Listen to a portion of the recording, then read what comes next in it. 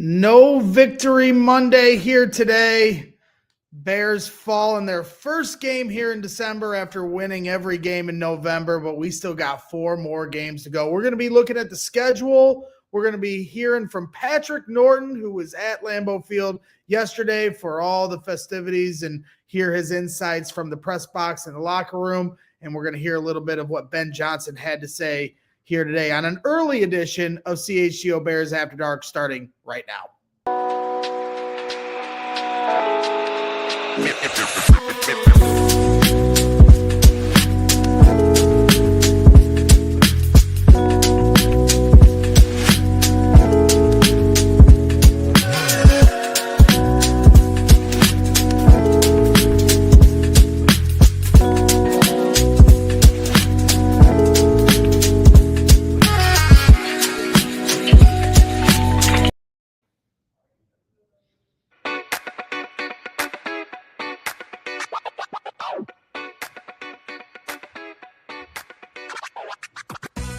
Welcome back to CHGO Bears After Dark, presented by our good friends over at Circa Sports Illinois. Circa Sports, it's sports betting the way it should be.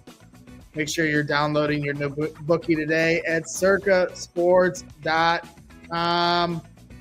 I am your host, Greg Braggs Jr., and alongside me, as always, or maybe not as always, but from time to time, we'll bring him in here to After Dark. It's just what I say. Can't help myself, just getting into the routine of things. Trying to get back into the routine of winning some football games here as Patrick Norton joins the program.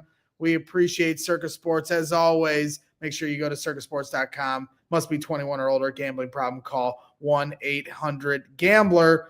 Appreciate everybody tuning in. Hit that like button. Subscribe to the channel if you haven't already, as we are driving towards 100,000 subscribers.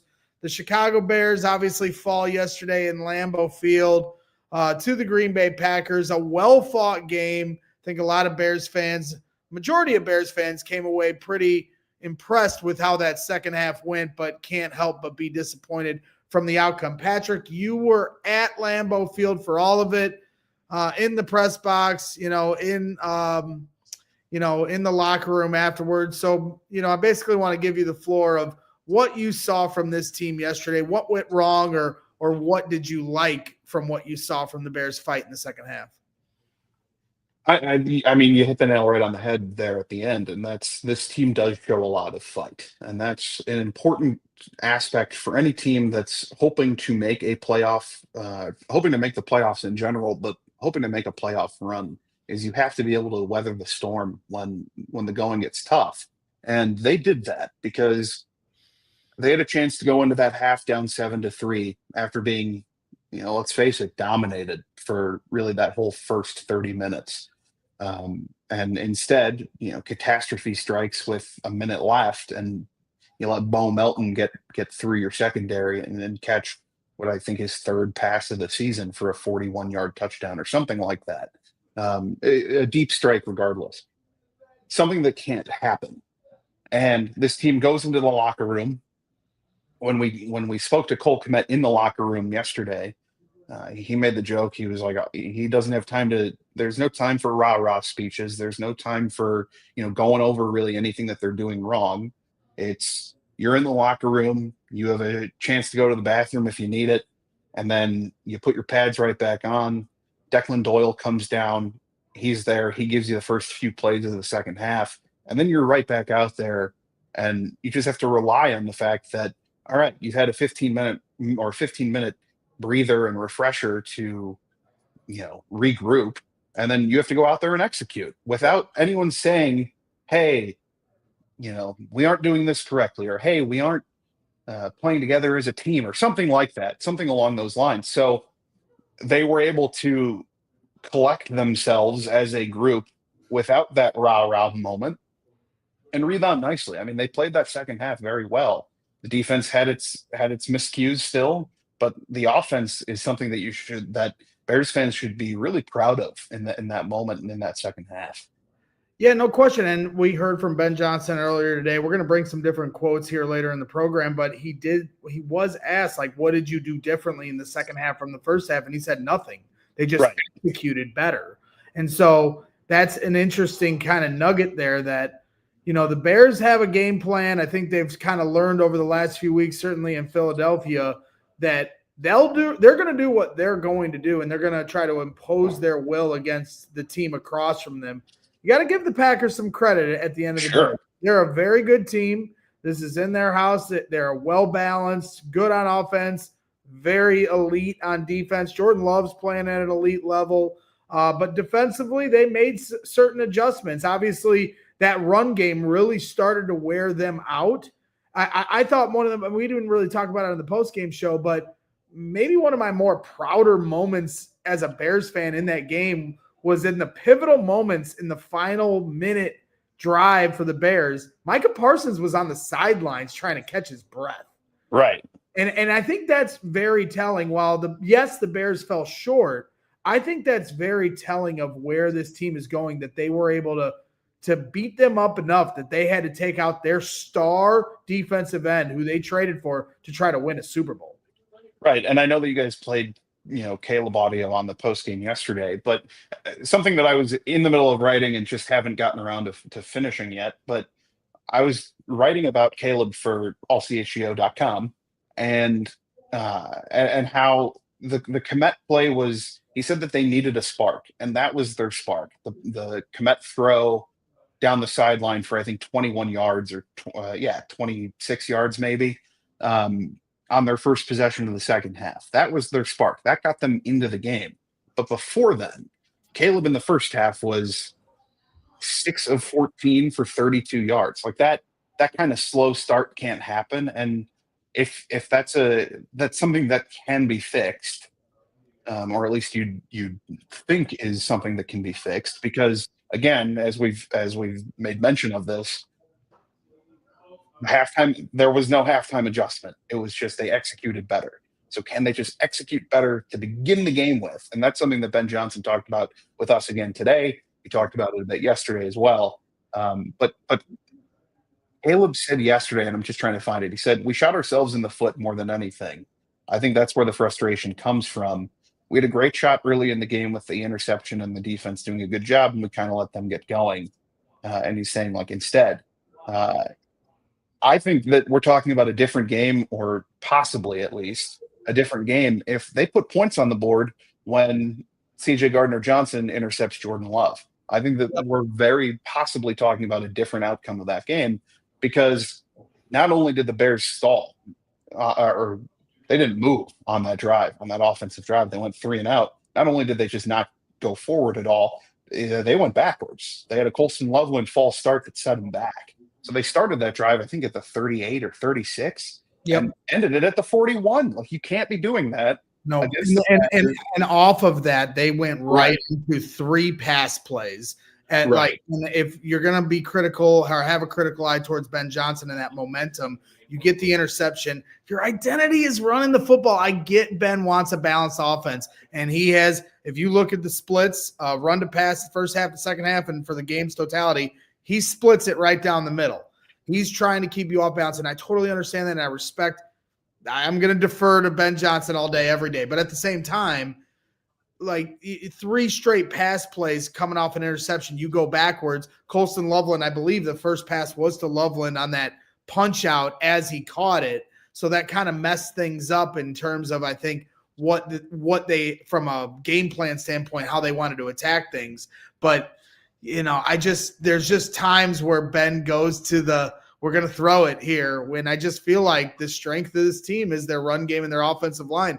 Wear them down, take their confidence from them, rip their soul out with that offensive line, that elite offensive line that you have. Right. And how did they come back in the second half? And it was because their offensive line just was bullying the Packers in the trench. And that worked out extremely well for them down the stretch. It gave Kyle Monungai some chance at a few, larger chunk plays. DeAndre Swift had a couple of nice plays here and there. And then, of course, you had the Monungai 2-point conversion that felt like the entire script was flipping at that point. Yep. And the Bears were still trailing at that point in the game, and the Packers still went down and scored a touchdown on the following drive. But that was a moment where it was, all right, the Bears just outmanned the Packers. And sure enough, that was the trend that followed for them the next, I don't know, 30 minutes or 25 minutes of game time. So. Yeah. And then the other thing I'll say with the CJ Gardner-Johnson, maybe I'm picking nits here, but in live action as he was returning it, you have a better overview, but from the TV copy, watching it on the broadcast, I cut back. You may have gotten tackled, you may have gotten, but I didn't. He had such a great return on it, and then he just went out of bounds. Maybe he's out of breath. You're not just running forward. It's not an offensive play. You just play defense. You're running backwards, then you intercept it. You have this big return, but I just was like, cut back there, and we do shows with Corey Wooten, Lance Briggs, Jerry Zuma. I was just going to mention that. Yeah, these guys, they didn't just turn the ball over. They were looking to take it to the end zone. So I know beggars can't be choosers. They take the ball way better than any team in football. But in that moment, I was like, man, go for the end zone. That is also something that I remember vividly, and I shouldn't say vividly because I couldn't tell you which episode, but I know for a fact that Lance has said in the past, you have to do everything in your ability to score there. When I forget exactly what the play was, but there was a Bears corner, I can't remember who it was, went out of bounds at about like the 6-yard line, and I think the Bears ended up having to settle for a field goal. This was either last year or the year before, and the Bears couldn't punch it in. And I just remember Lance saying at some point, that's like, as a defender, you have to get into the end zone there. You cannot run out of bounds at the 6. You have to be tackled inbound somewhere, because at least it shows that you were trying to get to the goal line. Yeah. Yeah. I mean, so I just think that there's a lot of positive you can take from this game. And I think that's a tough pill for Bears fans to swallow, because it is the Bears-Packers rivalry. It was for the 1 seed. The Bears go from the 1 seed to the 7 seed in the blink of an eye because of how stacked this NFC conference is.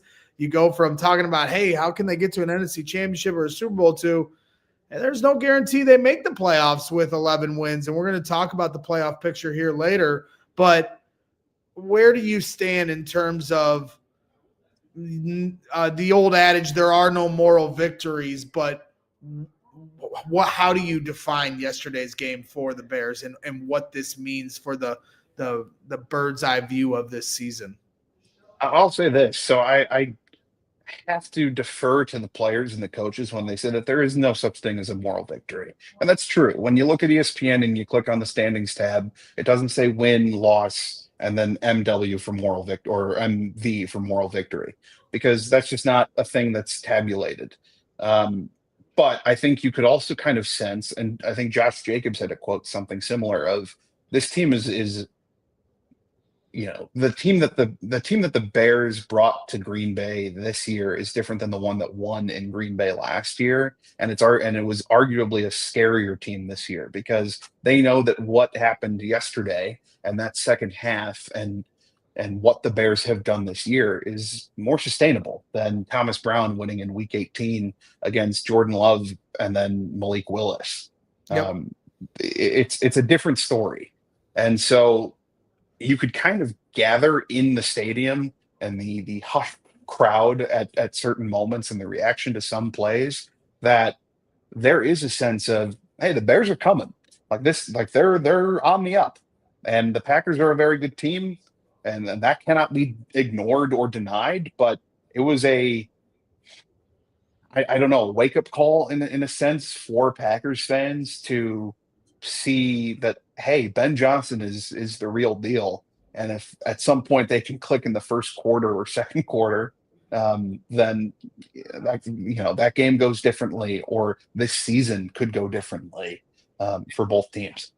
Yeah, I would definitely say over these last 2 games, they've shown on the national stage any questions of fraudulentness or however you want to define what this team is, with winning games in very close, dramatic fashion against lesser opponents.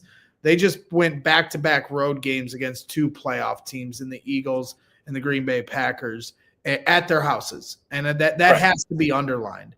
And, and the way they played in both these games. Yeah, they played a bunch of teams close last year, but this isn't fluky. This isn't, playing backyard football. This is a team that's executing. This is a team that's playing with a certain level of physicality. This is a team that has a true identity and a team that's coached very well. So, yes, they have flaws. This pass rush, you're not going to be able to fix this pass rush this season. This is something they're going to have to address in the offseason. Caleb's, and the offense's passing game consistency maybe is something they can get a little better at here as the year goes on. But I think realistically and reasonably, any high expectations that anyone has for this offense to put up, if your expectation was that they needed to put up 30 points on the road to the Green Bay Packers, that's probably not realistic this season. No team had put up over 20 points at Lambeau Field this year of every opponent that's played at Lambeau. And Dan Weeder provided this stat, no team had gone over 300 yards of total offense either. Exactly. And no team had scored both. Yeah, no team had scored over 20 points as well. Yeah, exactly. The Lions scored 13.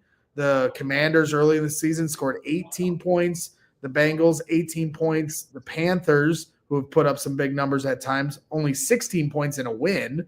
The Eagles with 10 points. And then the Vikings with 6. And then the Bears could have had 28 if they were able to finish that final, or 29 if they had gone for 2 on that final play, which I think a lot of people feel like they were gearing up, ready to do. So we're going to take a quick timeout. We have some quotes from Ben Johnson, who spoke to the media here today. We're in studio for this Bears After Dark for an early edition. So for those of you that are going to watch later and say, hey, what the heck, you guys started way earlier. Sorry for not giving you the proper notice, but we have a Christmas party here, or a holiday party, I should say. A little Friendsgiving, as Santa Norton, who is the one that does all the decoratives around here at the CHGO Sports Studios. So we're going to be having fun here later today at the CHGO Sports hangout with everybody. So don't go away. Hit the like button if you haven't already. Subscribe to the channel. And when we come back, we'll hear from we'll read you some quotes from Ben Johnson's presser talking about some different aspects of the game here today. Want to give a shout out to our good friends over at Circa Sports. Whatever the sport, the app to bet is Circa Sports Illinois. Circa Sports is sports betting the way it should be. Circa Sports Illinois has high betting limits, low holds, and exceptional customer service. So bet on all your favorite teams in every game this season, whether it's spreads, props, futures, or in-game. Circa Sports has it for you. Fund and bet like a pro from anywhere, anytime in Illinois. Hey, this is a big month for the NFL season. Obviously, the Chicago Bears are pushing to get in the playoffs. Make sure you're throwing down your money on the Bears here with our good friends over at Circa Sports Illinois. Obviously, you got the Bulls and the Blackhawks. Everybody's doing their thing, and you always want to make sure you go to circasports.com. That's how you download your new bookie today. You must be 21 or older and gambling problem. Make sure you call 1-800-GAMBLER, but always make sure you are using our friends over at Circa Sports Illinois. And also, got to give a shout out to our friends over at Shady Rays. They are changing the game, ladies and gentlemen, and they have been with CHGO Sports from day one. And these sunglasses are seriously good looking, made for real life, polarized, durable, and not stupidly expensive. And hey, look, you might have been at Lambeau. Somebody might have stole your glasses. Somebody might have stepped on your glasses. You might have lost them, left them on your car as you were leaving that god-awful place. Well, guess what? Here's the wildest part about Shady Rays. If you lose or break your pair, even on day one, Shady Rays will send you a brand new pair, no guilt trip, just replacements. Shady Rays is the eyewear that has your back. And we've teamed up with Shady Rays to bring you an exclusive offer. So head to shadyrays.com and use the code CHGO for 35% off polarized sunglasses. Try for yourself the shades, rated 5 stars by over 300,000 people. All right, we are back here on CHGO Bears After Dark with the one and only Patrick Norton, who does a great job covering the Chicago Bears here for CHGO Bears and does a lot of written content that you guys already know about, but also does a newsletter every morning for CHGO Sports talking about all the teams here in this city, and that is free to anyone. Maybe Patrick, help me out and make sure I give the proper way of directing people on how they can subscribe to that newsletter. You can go to newsletter.allchgo.com, or you can go to allchgo.com/newsletter. Either of them work. Wow. Okay. Sounds good. And it is a fantastic read and gets you kind of set every morning, kind of sets the table for what you need to know from the day before and what we're looking for going forward as we cover all things Chicago sports here at CHGO. So let's get into it. Bragg's English. It did. Truth be told, I don't know how to read. But I do have Jenny read for me, and that's the best I can do. So let's get into it. We have a few different quotes that we brought to the table here. And let's start with that final play, couple different quotes that come from it. And Ben Johnson kind of giving his perspective here today about what Caleb Williams had to say yesterday after the game on how he saw it. Everybody keeps talking about this final play, and rightfully so. It was a big play in the game. And here was Ben Johnson had to say, and he said, "We're going to watch the tape together after this, and I'll get a better feel for when he says he was thinking too much and what that means." From my perspective, it was a play that had a lot of options, just like I alluded to last night, and Cole happened to be the one that popped the most. It's a good play by Nixon for the Packers. He came off his guy and made a play on the ball, but had we seen it a little bit sooner and given Cole a better chance, I think we would have been pretty happy with that result. So your thoughts there from Ben Johnson on Caleb's perspective of that final play. I think Ben is exactly right, and I think Caleb would agree with him too. And it is a matter, and Caleb would also throw in that he's got to make a better throw even at the moment when he threw it. But as Caleb turns, and it's a very similar concept to the play that was run a week before against the Eagles, right? That Cole scored a touchdown. The difference is that it's closer to the goal line, and the situation of the game is a little bit different as well. As Caleb turns, Cole is breaking from his guy near the goal line. If Caleb can lead him with a throw, towards the back line, then he's open. He waits too long, waits a tick too long, and it's really a few ticks too long. And you see the result of that play, and that's Nixon being able to read what's going on. Kmet is more stationary. It's debatable whether or not Kmet should have kept moving towards the pylon. It's debatable whether the Bears should have run the ball there. There are a million debates, but what it boils down to right now, what we can confidently say is if Caleb just makes the play and makes the throw sooner, then it's a successful touchdown. Because, and again, debate everything that you want, the play is there. I think that's just kind of what it comes down to. And it just didn't click. And that's going to happen in the NFL. And Johnson's right. Keyshawn Nixon did make a really nice play on the ball. It kind of goes back to what we were talking about with the first half. Just wasn't executing. Small details, whatever they were.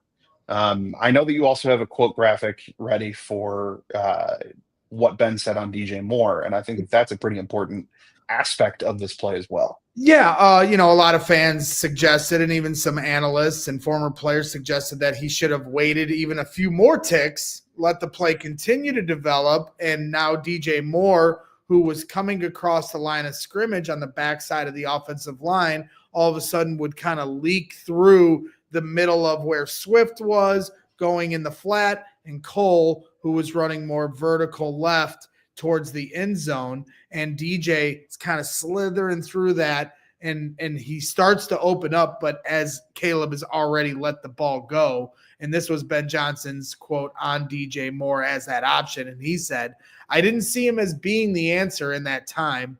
I think he came open more after the ball was released from Caleb. Nixon was man-to-man with DJ and was trailing him and ended up falling off and making a play on Cole there. So that was kind of his thoughts on how what DJ was for that play.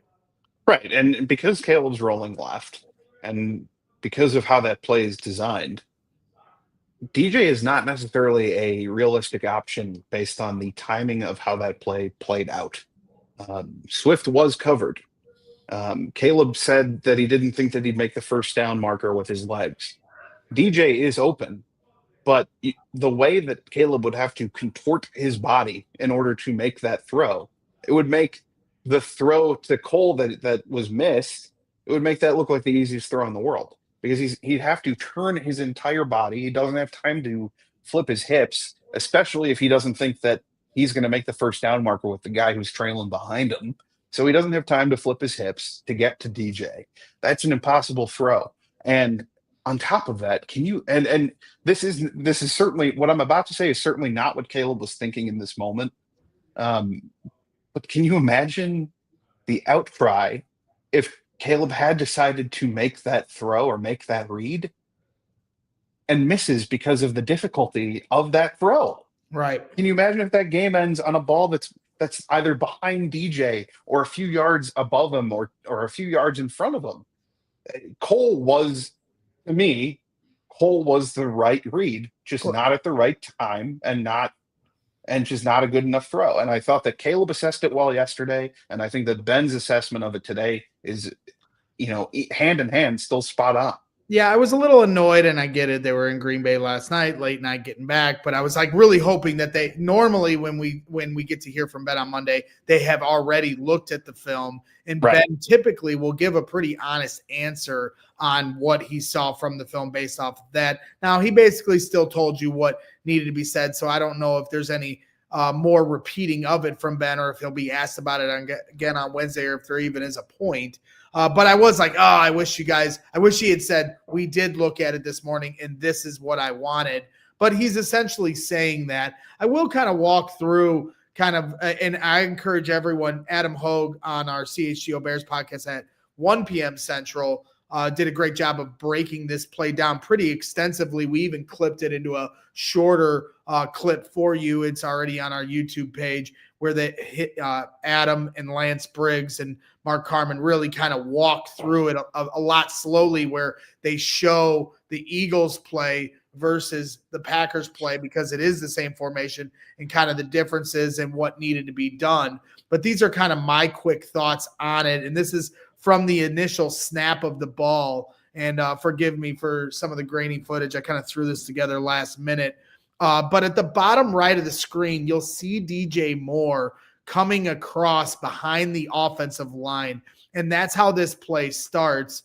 Not really sure how Ozzie Trapillo ended up on his knees there, but that's interesting underlying that I hadn't noticed until right now. But in the Eagles play, when they ran this play against the Eagles for the touchdown, DJ Moore comes across the line of scrimmage, but on the opposite side of the line of scrimmage, he's beyond the defensive line running across. In the trailer for the Eagles, Blankenship, that's running man-to-man, is sticking with DJ tighter. And then when the play then goes to Cole, he's trying to make up ground. It's too late. Touchdown Bears. Whereas here, DJ's coming across the backside.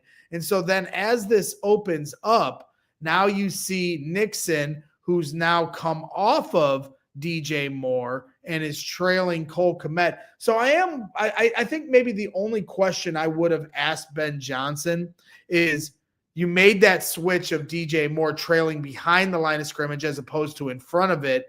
And in my opinion, that gave Nixon, the defensive back, the Packers, a little more leeway to make that decision. Whereas if DJ's on him, he's got to stay tight to DJ. And now that might have given you just enough separation to help with the margin of error from Caleb, who did ultimately hold on to it for a few extra ticks than he should have. Because as you said, we can debate this all we want. I can throw in this wrinkle of DJ Moore in front of the line of scrimmage or behind it.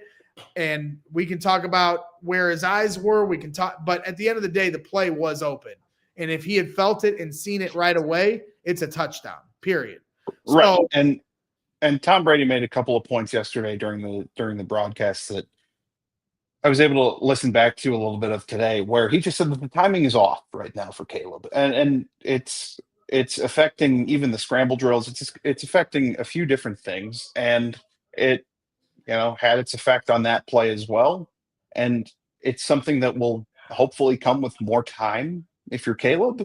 And yesterday felt like a little bit of just a blip, just because, and obviously the completion percentage is bad and the yardage every game is bad. No one's arguing that the stats are great, but he still has those moments down the line where he makes that throw to Cole, or he makes that tight window throw to Alameda as well, where it's you see the flashes. It's just a matter of putting it together, and putting it together comes along a lot faster when the game slows down for him a little bit more and the timing is there on a more consistent basis. I think the biggest frustration for me on that play is this is something that's become not just a wrinkle in their offense. It's kind of become a foundation the last couple of weeks, and they're using this play and just running it down your throat, and it's setting up that play so many times where, hey, one time we're going to hit it in the flat. Earlier in the second quarter of that game, they ran the same play, and Caleb kept it and ran for the yards. And so then on this play, they just keep running this play over and over. And so I think my biggest frustration about it is that, Caleb, you've already ran this play so many times, man. Hit it. You know what it is. And so instead, I think he was so focused on the flat to DeAndre Swift. He wanted to make sure they got the first down. And by the time he decided, I got to come off that because they're a little too tight on Swift, by the time he made that decision, and again, if you look on that second screenshot, this is kind of where he changes his decision. Okay, I'm going to come off of DeAndre because this is going to be a tough catch with three guys, and especially the one trailing him pretty tight. And so now I'm going to go to Cole, just like I did against the Eagles.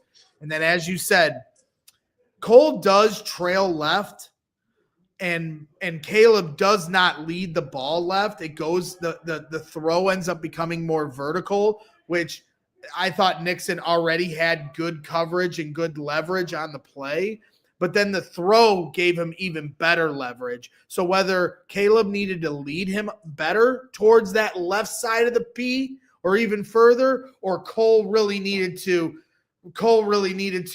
and I'm suggesting this, not saying this, just hit it hard at the goal line, straight across left instead of vertical left, if you understand what I'm trying to say here. In my Absolutely. So keep the screenshot up for a second, if you don't mind. Yep. And that the defender who you see who's directly in front of Caleb, like directly in front of him in that group of three with the Packers, he's starting to break towards Caleb. You also have, and I can't read the number because my screen is a little too small. I think that's 58. I think that's McDuffie is, kind of on. I think that's DJ with them. Yep. So there are a lot of. It's a very, very complicated play to pull off for him to go to a shorter option. I think that he probably thought that he was under a little bit more pressure than he actually was, but I mean, I don't know how many more times that we can just say it. Yep. The throw just had to be better. I think that's all it comes down to, is the throw just had to be better. The opportunity was there, and that's something that he's got to get better at down the line. Another side of this too, and no one is going to want to talk about this, is the fact that watch the first three drives of the game for each team, and watching Jordan Love just dink and dunk his way down the field, that just is not an aspect right now that Caleb has in his game. So the expectation that he can just kind of, make that contorting throw to DJ for a couple of yards, it's just not something that he goes for the big shot a lot. And it's worked out really well. And they've won 5 games in the last few minutes of a game so far they've won 5 games so far, where it's come down to the last couple of minutes. And that's because Caleb is that big game thrower, and it just didn't work out. Yep. Yeah, it happens. And the situation of it being against the Packers is unfortunate for the Bears, but they're going to move on. They're going to be okay. Well, and not only they're going to move on, they're going to use the way the Packers defended that. And now Ben Johnson, who I have the utmost trust in, is going to understand, okay, this is a game of chess. The Packers made an adjustment. Nixon made a great play. And now how do we adjust off of their adjustments? Like, this is the game of chess that's going to take place. I promise you, they're going to run this play again against the Packers at Soldier Field in 12 days. Guy Finley here in the chat, who I threatened to fight if he didn't show up, and he showed up. So you're safe for a day. Appreciate you. He says, I think first option was to Swift. Second was for Caleb to run. Third was to Cole. Packers took away the first two and made the last one hard. And I agree. And Ben has said as much, whether it was after the Eagles game and they talked about this play or after this game. That's, I believe, the way the progression of the options go. Now, the hope or expectation from them as a coaching staff is that they go through those decisions quicker, that you diagnose, okay, not Swift, I'm not going to Swift, not going to run it, and now you're going to throw it. And that's all easy for us to say sitting on our couch, but the reality is that's the NFL, and you got to make quick decisions. And this time it was a little slower, and Nixon made a hell of a play on the backside coming off of his man that he was covering in DJ and was able to recovering and get in front of Cole. So I think we've beat that horse as much to death as we possibly can on that play. Certainly a fascinating play because I think obviously it didn't just decide the game, but I think it really illustrates where this Bears offense is, what Ben Johnson and Caleb Williams and these guys are trying to work through, and ultimately how they are putting pressure on defenses to have to make these kind of adjustments in pivotal moments, because the Eagles didn't. They lost the game. The Packers did, and they won. And that, to me, is what playoff football is all about. Two teams executing at a high level, and somebody is going to make the better adjustment in a big moment. So you credit the Packers. We pick up our bootstraps, and we buckle up for another game at Soldier Field. I cannot wait. Let's go. I just really quick, I think that you're right in what you said. The only thing that I would caution you from saying is two teams executing at a high level. The Bears weren't executing at a high level for a majority of that game, and they certainly they rebounded nicely on offense in the second half.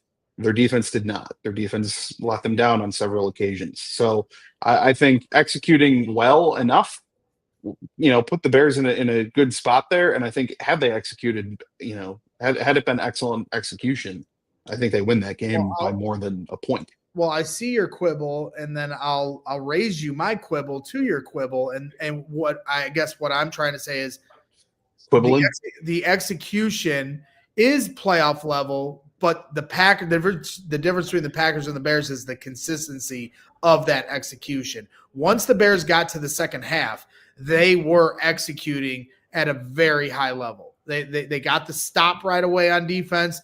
Offense gets the ball, makes plays, starts to win at the line of scrimmage, get their touchdowns, and stay in the game. And ultimately, the final, play of the game was the Packers kind of hitting that checkmate. And the Bears, on all their first half woes, came back to haunt them. So completely agree that the consistency from first half to second half, there's too large of a disparity. But I will say from the third quarter on, the Bears, from my eyes, flaws and all, they certainly have a lot of flaws. They're not a perfect team, and they're not going to be.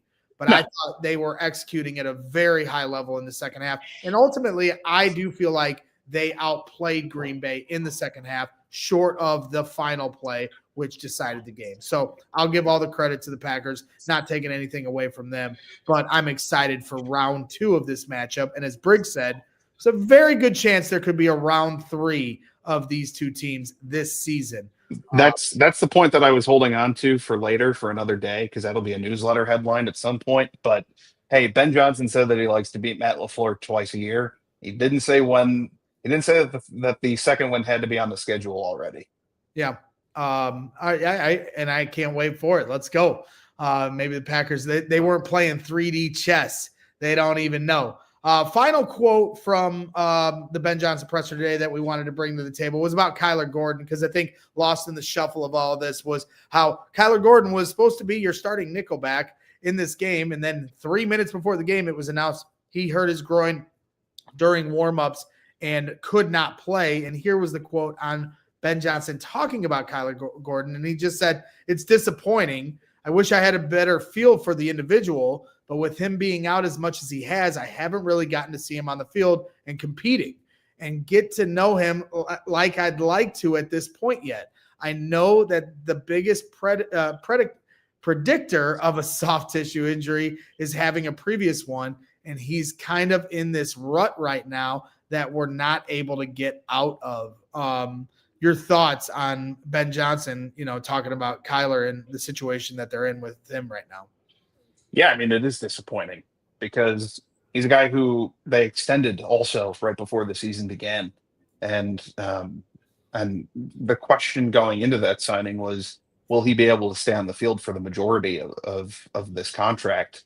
Because truth be told, this isn't his first rodeo, down the injury train. And as Ben pointed out, he's just kind of in that rut right now. As it just kind of stands, could Ben Johnson pick Kyler Gordon out of a lineup right now? Because he's played 3 games this year? Maybe I'm off on that number, but it's an unfortunate circumstance for a team that's dealt with so many injuries, and CJ Gardner-Johnson has stepped up in a big way in that nickel spot. But you saw it yesterday where Jalen Johnson, apparently on a snap count again, or just not 100% yet, whatever that is, would be coming in for the dime package plays and be on the field at the same time as Nick McLeod.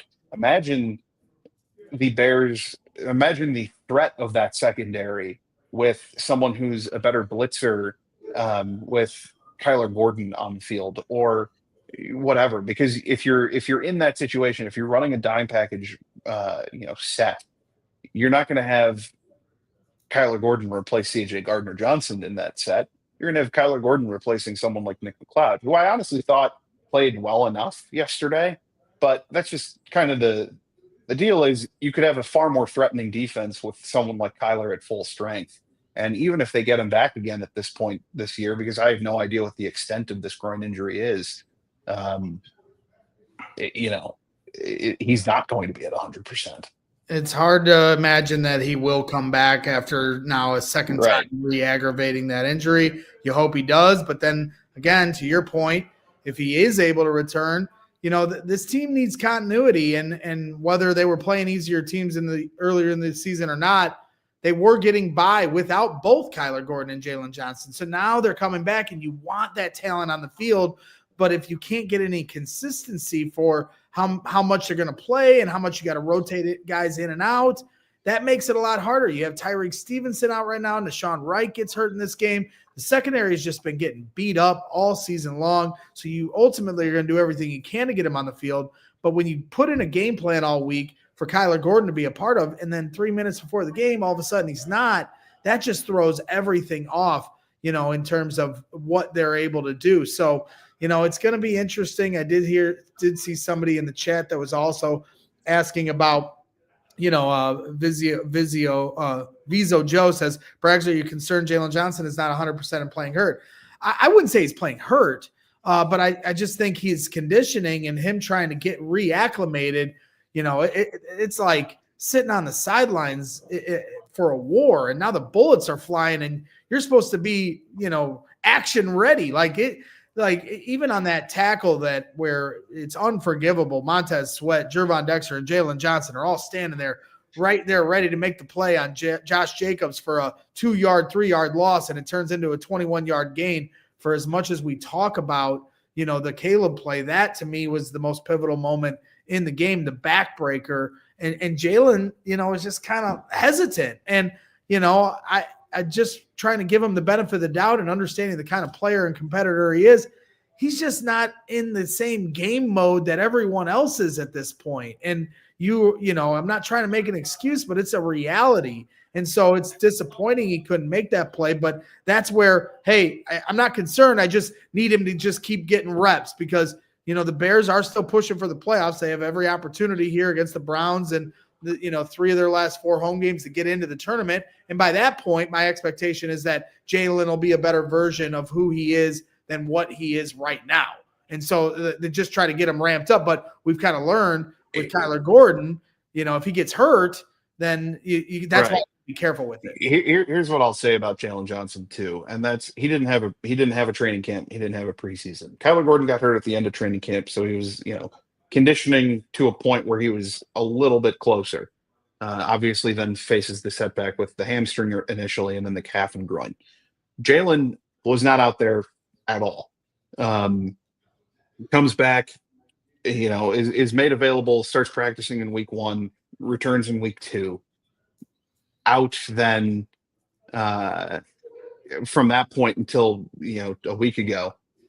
The thing with Jalen is also there's no replicating game speed. Doesn't matter how John's wrote a great piece on ALLCITY.com where he mentions that Jalen Johnson was essentially doing 2-a-days, like his own version of 2-a-days, with a personal trainer on the side so that he could rehab to get back to where he is right now. And still, at that point, it's clear that he just isn't quite at game speed yet, not quite at the conditioning level to be out there for every snap. He would want to be out there for every snap, but he just can't. And I think that also Dennis Allen has to weigh how much of Jalen Johnson not fully himself becomes a detriment to the team. And right now, you can't have him out there because he could eventually become that. They've decided that having Nick McCloud out there for these snaps that Nick McCloud is getting that you didn't anticipate that Nick McCloud would be getting when the season began. That's just kind of the situation that the Bears are in. And that's the nature of the football season. And you could argue that the Bears are, for as banged up as they are and as banged up as they've been, and for the significance of the injuries at pivotal spots on their defense and wherever they are on the field, they're getting healthier still. Yep. Kyler obviously kind of changes the equation on that a little bit, but getting Jalen back and eventually ramping him up to full speed, then that's great. Getting Tremaine back, who knows when that'll be. But you'd like to think that that's before the end of the regular season. He's eligible in a couple of weeks. We've heard that it's probably going to be a little bit longer than that. So we'll see. Yep, we'll see. And let's take a look at that playoff picture here coming back 2 minutes away. And when we do, as the Bears are getting healthier, we'll see the Bears' chances of making the playoffs here. Hey, guys. Want to give you guys a quick reminder that now is as good a time as ever to become a diehard here at CHGO Sports. Head to allchgo.com/diehard. Use the promo code JOHNS, that's JAHNS, to get our amazing deal for $36 for the entire season. You can even gift a diehard to someone in your family, one of your friends. It is the holiday season after all, and it's a great gift to give to yourself or to give to anyone that you know in your life. You get exclusive written content as soon as you sign up that is directly to you and to you only as a diehard, whether that's from Adam Johns, Adam Hogue, Mark Carman, Patrick Norton. They are doing an amazing job covering the Chicago Bears on the written side of things. You don't want to miss some of their exclusive stories that they get from inside Hallis Hall and in the locker room. And when you sign up, you get a free shirt as soon as you sign up. Check out the new Good, Better, Best design. That's right. If you sign up, you can get a free shirt, and that could be your shirt. Then you get the exclusive written content. You get it all here at CHGO Sports. You get discounts on events. You get discounts on merchandise. Our events are second to none. Look at our tailgates. They are always popping off. Ladies and gentlemen, we have 2 straight home games coming up, and you are not going to want to miss our tailgates. They are as good as it gets, the gold standard in tailgating here in Chicago. So make sure you come on out I cannot wait for you. You don't have to be a diehard to come to our tailgates. Thank you very much. But if you do, you get a discount on that event. Once again, it's at the corner of Wabash and Cermak. Browns one coming up here in a few days. And then next week for that Packers game on that Saturday, you are not going to want to miss it. So once again, head to allchgo.com/events for tailgate. Head to allchgo.com/diehard to join our community. We appreciate your support. All right, rounding third here on CHGO Bears After Dark with the great Patrick Norton here, doing a fantastic job covering the Chicago Bears here at CHGO Sports.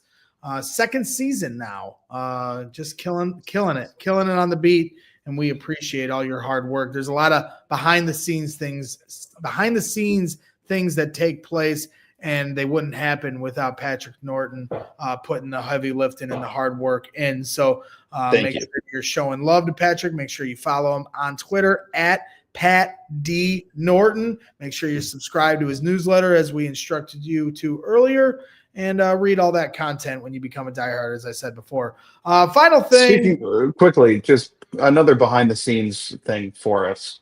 In case you didn't know this and you're watching at home, Braggs and I are about, 30 feet away from each other right now?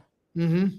Yeah, because Steven, our amazing producer, wouldn't produce a show where we could have a studio space. He just wanted me to just do it how I always do it. So fine, Steven. Do whatever you're doing. I'm sure. Braggs, don't worry, buddy. It's not you, it's me. He had to eat his Tupperware food. Although I did take a bunch of Tupperware home last night. From Smokestack Barbecue that was in the office, and it was phenomenal, and it's one of the greatest decisions I've ever made. So final thing, and this is something I'm probably going to talk endlessly about over the next 6 days, over the next 2 weeks, over the next month, because we are here, ladies and gentlemen. If you thought I was nauseating in terms of looking at Tankathon and different scenarios of you can just end that sentence at looking at. Yeah, just I am nauseating. 1,000%. But the Tankathon stuff and all the different scenarios of how the Bears can pick where, this, that, and the other. Now we're looking at how the Bears can make the playoffs, which is a way more fun conversation, and also a conversation that's going to take many years off my life. So here is the road to the playoffs for the 4 teams that I isolated and looked at. Obviously, you're going to look at the Lions, the Packers, and then the 49ers are that 4th team that I added into the Bears equation.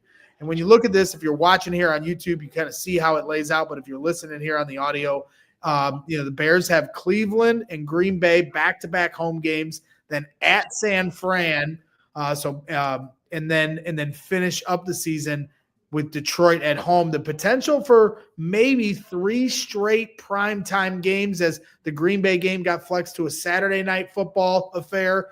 The San Francisco game's a Sunday night football affair. And if it comes down to it, that Detroit game could also be a Sunday night football game where it's the final game of the season. You have the Lions, who have, unlike the Bears with the 3 of 4 home games, the Lions have 3 of 4 road games where they play at Los Angeles here coming up this week, Pittsburgh at home, then at Minnesota on a short week on Thursday night football, and then at Chicago to finish the season, as I said. Packers at Denver next week, at Chicago the week after, Baltimore at home, and then finish up at Minnesota. So they also have 3 of 4 road games to finish up. And then the 49ers were one of those teams that's kind of vying for that final wild card spot. You have Tennessee at home, at Indy, who lost Daniel Jones for the season to an Achilles injury. Then Chicago here on Sunday Night Football at San Fran, and then Seattle at home to finish up the season. I know that's long-winded, but wanted to make sure the audio people are on the same page. But when you look at how that laid out, I certainly have a million thoughts. But what are your thoughts when you see how that all kind of lays out for you? And when I look at that schedule, I see that the Bears and Packers could be in the exact same situation that they were in yesterday in 2 weeks. And that is, the Bears could very well be back in first place, and the Packers could be trying to overtake them again when they meet at Soldier Field on December 20th. And that's going to be a night game environment, Chicago this time, so a flipped crowd. Ben Johnson said today, he was like, well, I don't know that you can necessarily take too much and apply it to the game in 2 weeks, because it's going to be a different game. Uh, I don't want to call it BS, but I think there is a lot that he can probably take and say, all right, look at this. Like you now have tape on these players against your players. Regardless, it's a great opportunity for the Bears. The Browns are a team that you have to take care of. You have to dismantle. Yep. And then the Lions have a tough stretch. Have a tough, matchup against the Rams, and the Packers going to Denver, where I don't know if they've lost in Denver this year. They may have lost once, but they've won 10 in a row, 11 in a row now.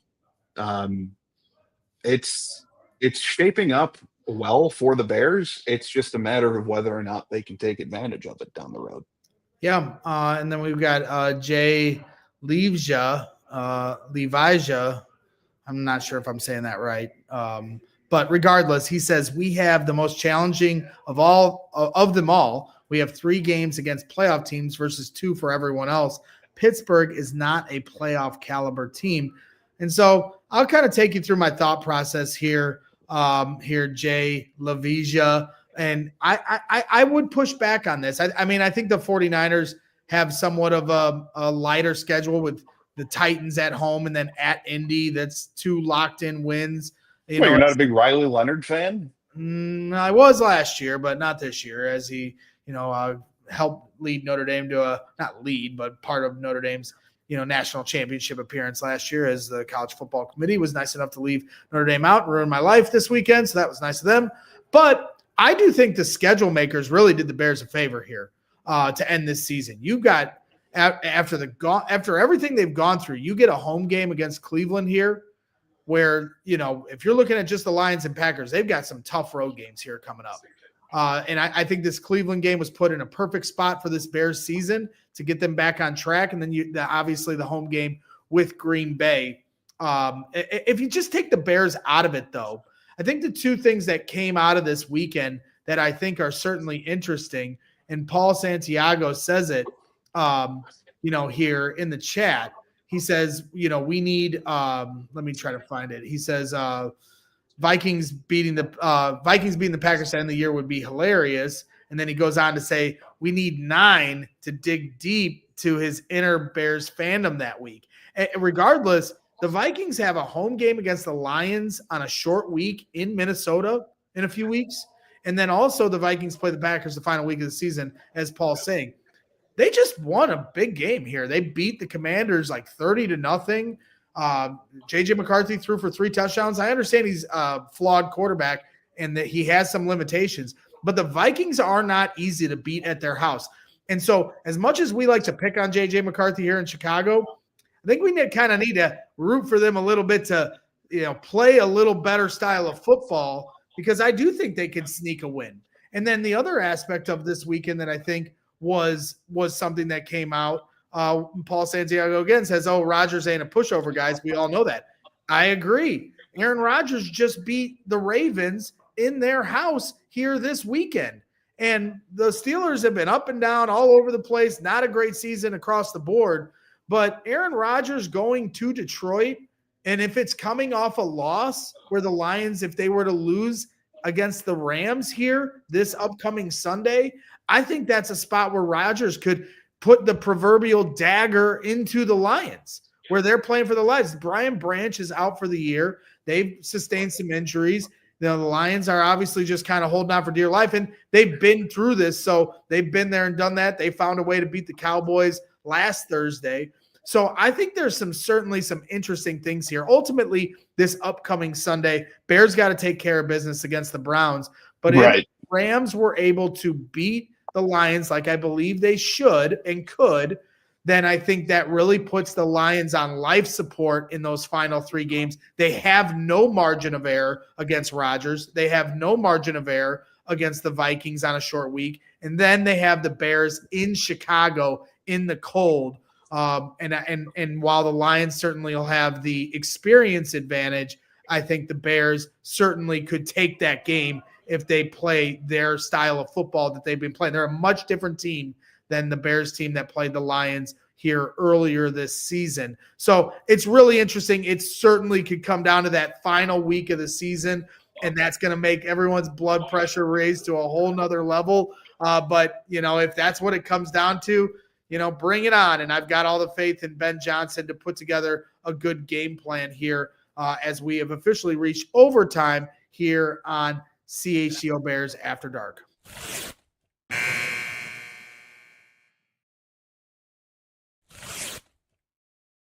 Wasn't able to concisely finish the show at the hour mark because that's how I am. I like to ramble, but I'm really excited about the schedule thing.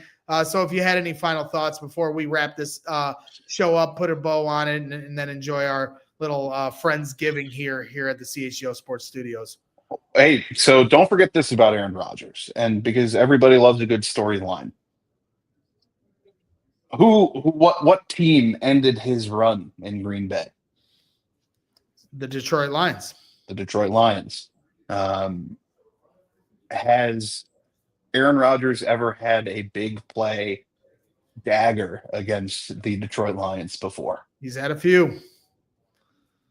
Hit. What who's to say that history can't repeat itself once or twice? Yeah, I just think if this Lions-Rams game is huge. Like the Packers-Broncos game is also huge if you still got your eyes on a 1 seed and winning the North, and I'm totally with you. I am, but Ben keeps talking about making the tournament.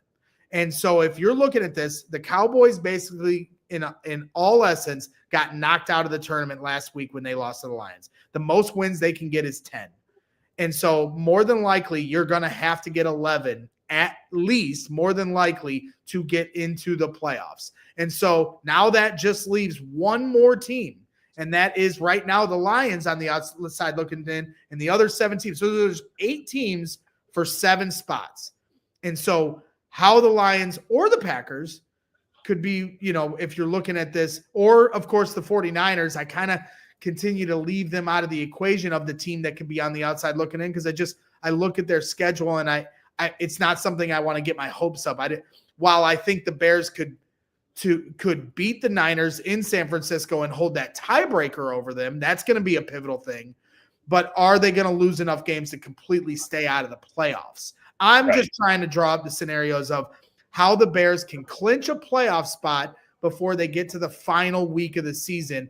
And that starts here this Sunday against the Browns, win that game at noon, and then the attention turns to Lions at Rams at 3:25 next Sunday. And so when that happens, you're going to see a very stressed out Greg Braggs on the CHGO Bears postgame show, and I'll probably have it up. You might as well not have me on that postgame show, Adam Hogue, because I'm going to be dialed into the Lions-Rams game as long as the Bears take care of business. Now, if the Bears lose to the Browns, now we go from talking about NFC Championship hopefuls to DEFCON 5 if the Bears were to lose a game to the Browns, which they absolutely cannot lose. These last couple of weeks, I see Guy Finley on my line of thinking about house money. I completely agree. These last couple of games have been house money, but this game is a must win. Regardless of what your expectations were before the season started, you cannot lose to a 3-win team who has half of their offensive line out with injury at home, period. End of discussion.